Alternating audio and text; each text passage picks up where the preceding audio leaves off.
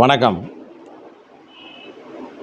YouTube channel நண்பர்கள் அனைவருக்கும் மதுரை ராமச்சந்திரன். ஒரு மாதம் ஆச்சு உங்களெல்லாம் சந்தித்து. ஏன் அப்படின்னா சில மாற்றங்கள் செய்ய வேண்டியிருந்தது. இட மாற்றம், வீடு மாற்றம். இது ஒரு பக்கம் இருந்தாலும் கூட அரசியல்வாதிகள்லாம் என்ன செய்கிறாங்க, ஆளுங்கட்சி என்ன செய்கிறாங்க, எதிர்கட்சிக்காரங்க என்ன செய்கிறாங்க, புதுசாக கட்சி ஆரம்பித்தவங்க என்ன செய்கிறாங்க, ஒரு விரல் விட்டு எண்ணுறம்பா தான் சில கட்சிகள் இருக்குது. இப்போ அவங்கள பற்றி தான் இன்றைக்கி நம்ம பேச போகிறோம். ரொம்ப நாளைக்கு அப்புறம் பேசுகிறோம். யூடியூப்பில் பேசுகிறதுக்கு டைம் கிடைக்கல.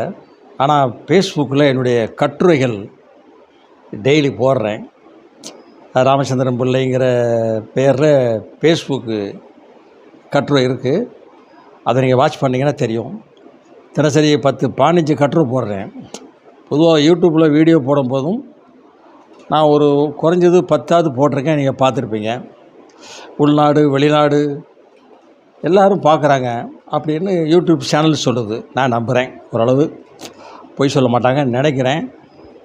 என்றைக்காவது யூடியூப் சேனல்காரங்க பொய் சொன்னதாக யாராவது சொல்லுங்கள்.